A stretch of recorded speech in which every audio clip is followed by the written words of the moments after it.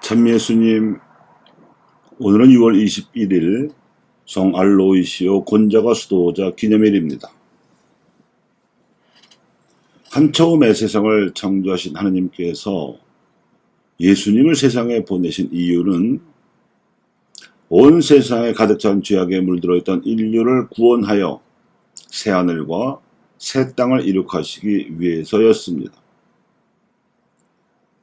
그리하여 예수님께서는 첫째, 세상에 죄악에 물든 인류에게 하느님의 신성과 마귀의 사악함을 알려주어야 했고, 둘째, 하느님의 신성을 닮은 사랑을 실천하도록 가르치셔야 했으며, 셋째, 그 사랑을 실천하다가 마귀와 세상으로부터 박해를 받을지라도 그 박해의 십자가를 짊어지는 모범을 보여주셔야 했습니다.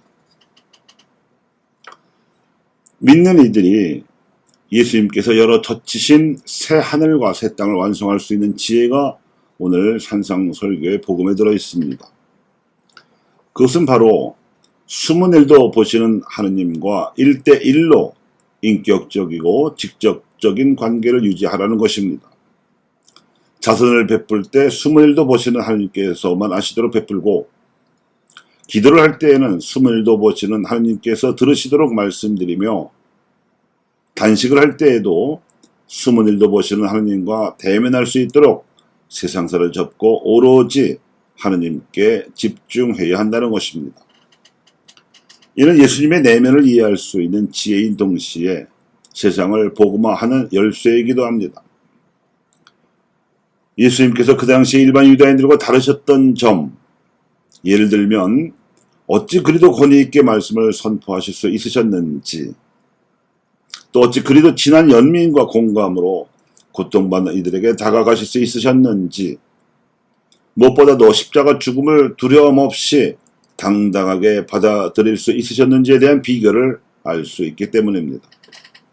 그것은 단 하나, 하느님과 친밀하고 직접적인 관계를 유지하고 계셨던 까닭이었습니다. 그리고 예수님께서는 당신 제자들은 물론 군중에게도 이런 관계를 권장하시고자 오늘 말씀을 하신 겁니다. 하느님의 존재와 관계 양식에 대한 이러한 계시 진리를 알아들었던 사도 바오로는 고린도 신자들에게 큰 기근으로 궁핍하게 된 예루살렘 신자들을 위한 자선을 권고하면서 예수님께서 전해주신 지혜를 정성껏 전해주었습니다. 하느님께서는 기쁘게 해주시는 일을 사랑하시므로 마지못해 하거나 억지로 나누려 하지 말고 마음에서 우러나오는 대로 가난한 이들에게 나누어줘야 한다는 것입니다. 그래야 나눔의 선행을 행한 대로 우리 자신이 필요한 때에 필요한 만큼 하느님의 축복과 보호를 받게 되리라는 깨달음을 나누어 준 것입니다. 당시 그리스의 다신교 풍습에 젖어 있다가 입교한 고린도 공동체 신자들에게 이러한 가르침과 실천은 신앙인으로 이끄는 데 있어서 매우 중요한 하느님 교육이었고 윤리 교육이기도 했습니다. 오늘날에도 형식적으로만 하느님을 믿고 또 자기 자신의 도덕성만을 의지하는 세상 사람들에게도 반드시 필요한 깨우침이라고 봅니다. 예수님께서 전통적으로 하느님을 믿어온 유다인들에게 이런 말씀을 하셨다는 것은 그들이 믿는 신앙, 그들이 신봉해온 종교가 얼마나 형식에 치우친 위선투성이었는지 짐작해야 합니다. 더불어 숫자로만 따지면 그 당시 이스라엘에서보다도 훨씬 더 많은 이들이 하느님을 알고 믿으며 살아가고 있는 오늘날의 우리 사회에서 하느님과의 내면적이고 직접적인 관계를 유지하기보다는 그저 형식적으로만 신자 행세를 하고 있는 현실을 반성하게 합니다. 사실 우리의 신앙생활에서도 하느님과의 관계를 정상화하는 일은 언제나 최우선 순위에 두어야 할 절박한 요청입니다. 하느님의 영과 소통하지 않으면 우리의 혼이 생기를 잃어버리게 됩니다. 이렇게 혼이 생기를 잃어버리게 되면 하느님께서 본래 설계하신 생명의 약동하는 힘이 말라버릴 수밖에 없습니다. 그렇게 되면 우리의 마음도 마귀가 조종하는 대로 춤을 추고 우리가 원하는 대로 마음을 다스릴 수 없습니다.